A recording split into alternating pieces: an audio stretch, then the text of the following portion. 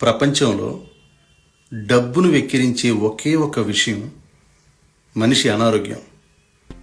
ఎంత డబ్బున్నా అనారోగ్యాన్ని ఆరోగ్యంగా మార్చలేం. కొంతవరకు రిపేర్ చేయగలం అంతే.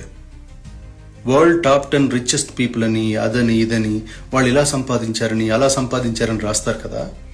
అలాగే ప్రపంచంలో ఇప్పటి వరకు ఒక్క టాబ్లెట్ కూడా వాడకుండా 100 సంవత్సరాలకు పైగా జీవించి ఉన్న వాళ్ళ లిస్టు, వాళ్ళ ఆరోగ్యానికి గల కారణాలు, వాళ్ళ గురించి టాప్ 10, టాప్ 20, టాప్ 100 అని కూడా రాస్తే జనాలకి వెల్త్ మీద కన్నా హెల్త్ మీద కాన్సన్ట్రేషన్ పెరుగుతుంది. డబ్బు సంపాదించేటప్పుడు హెల్త్ని నెగ్లెక్ట్ చేయకుండా ఉంటారు.